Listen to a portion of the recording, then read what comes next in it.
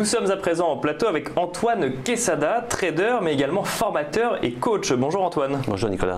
Alors on va regarder ensemble le CAC 40 mais également le DAX avec toujours cette même méthode, le journalier, l'hebdomadaire et le mensuel, c'est ça? Tout à fait.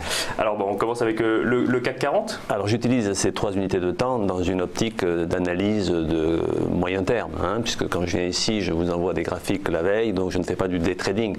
Il est clair que dans les formations, lorsque j'enseigne du court terme ou de l'intraday, puisque moi je suis un adepte des opérations donc à l'intérieur de la même journée, je vais travailler selon le même principe mais avec des unités de temps beaucoup plus courtes. Pour vous donner un ordre de grandeur, on peut travailler avec 2 heures, 15 minutes et 1 minute. D'accord, ok. C'est la même logique, à quelques petites nuances près, mais c'est la même démarche. Donc là, je fais volontairement dans cet horizon de temps pour que ça nous laisse une semaine pour vérifier si les analyses ont porté leurs fruits ou pas, puisque je vois à peu près une fois par semaine. Donc on vérifie semaine par semaine, effectivement, si ça fonctionne. Voilà, tout à fait.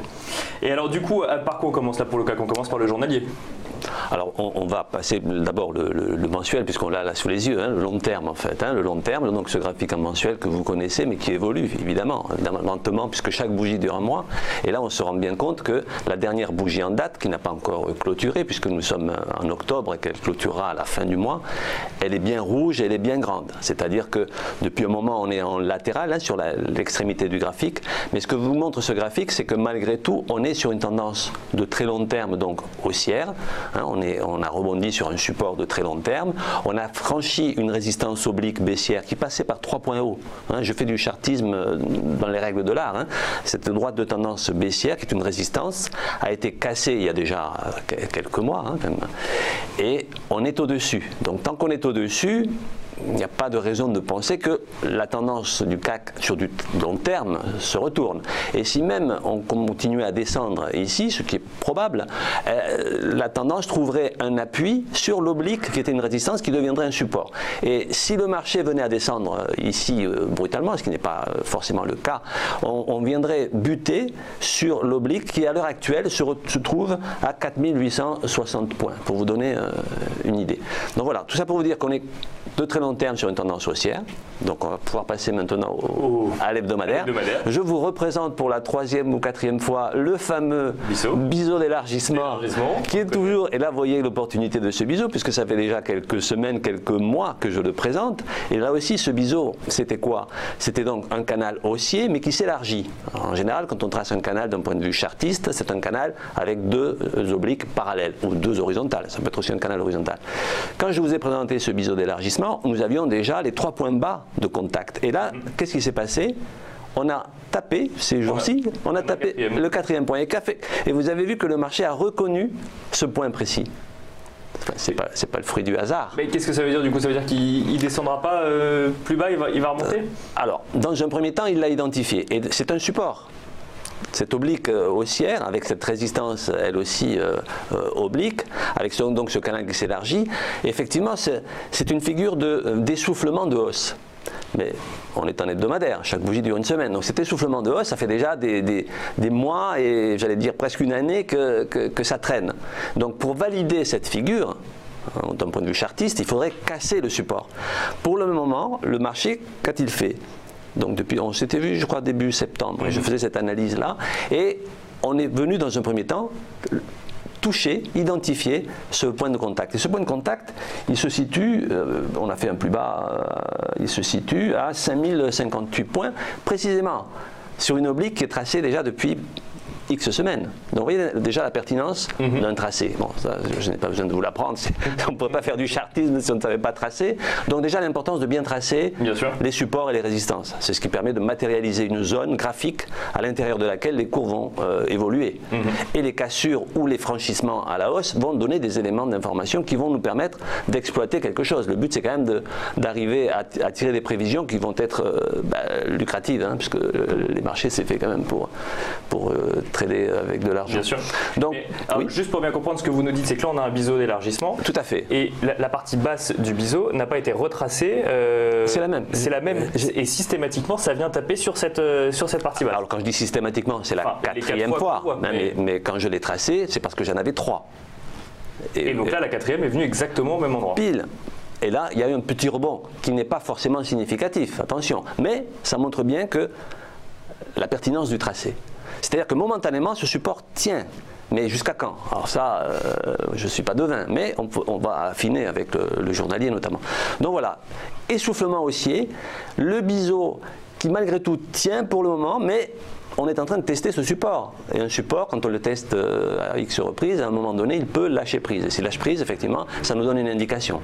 Dans la théorie, un biseau d'élargissement, lorsqu'on le franchit à la baisse, puisqu'en fait c'est un biseau haussier d'élargissement, quand on le franchit à la baisse, il donne un objectif théorique qui est la largeur du biseau, pardon, la largeur de ce canal, pardon, reportée à la cassure. Vous voyez que, grosso modo, si on venait à casser sur du long terme, encore une fois, on n'en est pas là, on trouverait malgré tout le gros support ascendant que j'ai tracé sur le mensuel, qui est l'oblique, qui passe en noir là-dessous. Donc vous voyez que on est sur un marché qui s'affaiblit, qui potentiellement devrait casser vers le bas, mais qui va trouver de toute façon des gros supports de plus long terme qui éviterait une catastrophe. Donc voilà, il descendra progressivement. Enfin, il descendrait progressivement, parlons. Il descendrait progressivement, en tout cas il trouverait rapidement des supports de long terme. Voilà, on va regarder maintenant. Alors, du coup, on affine en journalier. Et donc, en journalier, ben, vous voyez les traces, je dirais, le report, toujours en bleu. Et encore une fois, c'est le même tracé depuis des semaines. Hein. Je ne fais que, évidemment, agrémenter avec l'évolution des cours, mais c'est exactement le même tracé depuis des semaines. Donc, ça nous permet d'avoir un plan, en quelque sorte. C'est comme un architecte qui a un plan. Il sait comment construire la maison. Alors, ce n'est pas un plan aussi précis que celui d'un architecte, parce qu'il y a des aléas qu'on ne maîtrisera jamais. Mais malgré tout, ça va nous aider. Donner des points d'étape. De se dire, tiens, effectivement, là, potentiellement, il peut se passer. Absolument, c'est exactement ça. C'est exactement ça. Donc, sur le journalier, donc plus fin, on voit bien plus précisément ici le point de contact sur le bas de ce canal. Alors la semaine dernière, j'avais évoqué un objectif théorique de baisse, mais là pas en me basant strictement sur ce canal, puisque bon, alors on l'a tapé pile au point près, mais ça n'est pas forcément toujours le cas. C'est un petit peu, c'est à 10-15 points près, c'est le support. Quand on l'a tracé sur de l'hebdomadaire, 10 points, c'est vraiment rien sur un tracé de plusieurs semaines, plusieurs mois. Donc ici, on a donc tapé et rebondi très légèrement, ou momentanément, pas très légèrement, momentanément, c'est le mot le plus approprié, sur l'oblique haussière du bas du canal du biseau ascendant. Alors j'avais parlé, donc, comme je le disais la semaine dernière, d'un objectif théorique de cette baisse, puisque cette baisse, elle s'est faite en appui sur le haut du canal horizontal que nous avons depuis, là aussi, plusieurs semaines, qui est un canal entre, donc c'est le canal en vert que vous avez ici, entre 5550 points, grosso modo, et les 5250. Et on a fait le yo-yo à l'intérieur de ce canal à plusieurs reprises. Évidemment, à un moment donné, il fallait en sortir. Compte tenu du biseau ascendant de long terme, il était beaucoup plus probable qu'on en sorte par le bas que par le haut. Et c'est ce qu'a fait le marché. Donc en cassant donc le support des 5550, bien que le bas précédent ait été de 5225, l'objectif théorique, puisque comme vous le savez, j'utilise beaucoup les ratios de Fibonacci, et là, j'utilisais Fibonacci en tant qu'extension et pas en tant que retracement, puisque c'était un prolongement de la baisse en quelque sorte.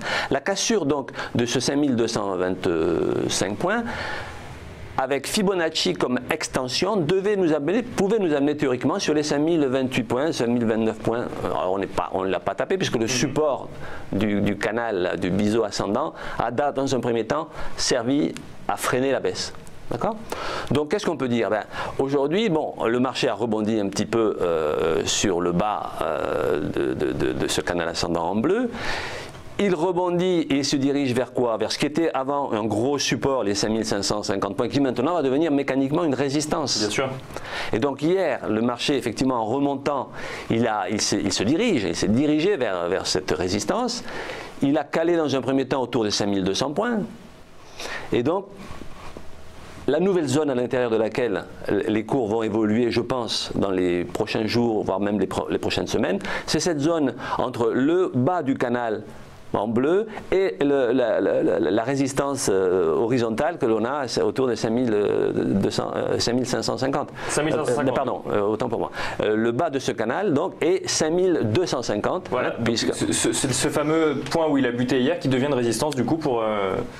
Alors, le fameux point sur lequel il a buté hier, c'est un rebond, c'est un support. Oui, non, mais je veux dire, quand il a remonté, après, il s'est arrêté il s'est arrêté à 5200. Il n'est pas allé jusque-là. Donc, aujourd'hui, je pense qu'on n'a pas beaucoup fluctué depuis hier.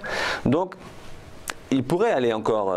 Mais quoi qu'il arrive, il aura beaucoup de mal a dépassé les 5250. Donc je pense que le nouveau range pour quelques jours ou quelques semaines se situe entre les 5250, donc nouvelle résistance, et le support qui est à l'heure actuelle autour des 5050 points. Alors évidemment, sur du plus long terme, si on vient à casser à ce moment-là le gros support, donc l'oblique du biseau d'élargissement, là ça libérerait un potentiel de baisse. Mais comme je vous l'ai dit, on viendrait trouver appui sur l'oblique baissière de long terme, qui est l'oblique baissière ici en noir que vous avez là, et qui nous ramènerait à ce moment-là, donc comme objectif théorique en cas de cassure de ce biseau d'élargissement, dans un premier temps, pourrait nous ramener sur les 4860, 4880. Alors on va passer tout de suite au DAX et puis vous reviendrez nous voir la semaine prochaine pour nous montrer si le biseau a été cassé ou si on a un 5e point sur le support. Le DAX du coup, on commence pareil avec le mensuel. Pareil, je vais essayer d'être un petit peu plus bref. Là aussi quand on s'est vu c'était début septembre. Je vous montrais déjà sur cette tendance de long terme mensuelle, donc haussière sans aucun doute, mais je montrais déjà la construction d'une épaule tête-épaule. Qui est un peu plus évidente aujourd'hui, qu'on va mieux voir sur l'hebdomadaire. Donc cette épaule tête-épaule qui est une figure de retournement à la baisse, qui avait besoin d'être validée. Et quoi qu'il arrive, là aussi, vous voyez que cette grande oblique haussière, même si on venait à casser, et c'est en train de se faire, sur le DAX à la baisse, on trouvera de toute façon un appui potentiel sur l'oblique. C'est-à-dire qu'à un moment donné, les figures chartistes qui libèrent un potentiel, si elles sont confrontées à un gros support de long terme, il est clair qu'en général, elles ne donnent pas 100% du potentiel. Elles vont donner un objectif qui sera réduit. Donc là, on peut passer à l'hebdomadaire. Voilà, graphique hebdomadaire. Là aussi, je n'ai rien à retoucher, c'est le même graphique, mais ça vous montre l'évolution. Là, on voit qu'il y a un support qui a été franchi. Alors, absolument, voilà la nouveauté par rapport à, on s'est vu, je vous l'ai dit, le 7 septembre, de mémoire, et je vous parlais déjà de cette figure d'épaule tête-épaule de long terme sur le DAX, qui est une figure, évidemment, que tout le monde connaît en soi, mais qui n'était pas encore construite, elle était en cours de formation. Et j'avais tracé donc cette oblique baissière ici. Certains la tracent en horizontal. Moi, je passe vraiment par les points les plus bas. Ça, c'est ma façon moi, de lire le marché. Et donc, en passant par les points bas, cette épaule, tête épaule en construction, aujourd'hui, elle a été, au sens propre du terme, elle a été validée en ce sens qu'en hebdomadaire, c'est-à-dire la bougie qui a clôturé vendredi dernier, a clôturé en dessous du support bleu, c'est-à-dire à 11 600 points, tel que moi je l'avais traduit. Alors, potentiellement, là aussi, cette figure, elle va libérer un potentiel qui est l'amplitude qui nous sépare du sommet, du point le plus haut, au-delà des 13 000 points, sur la ligne de support reportée à la cassure. Donc, je vous ai mis ici les ratios de Fibonacci, et théoriquement, mais encore une fois, je ne pense pas qu'on ira jusque-là, parce qu'on a justement une oblique de long terme haussière. Théoriquement, cette figure, elle libère un potentiel qui pourrait amener le DAX sur les 9800 points. C'est les 100% de Fibonacci que vous avez ici, en extension, en report.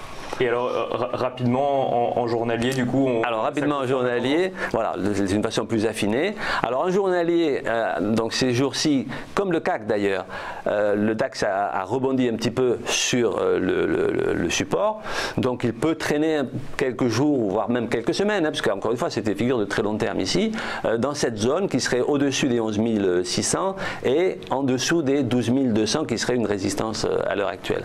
Donc, on est sur des zones graphiques très spécifiques.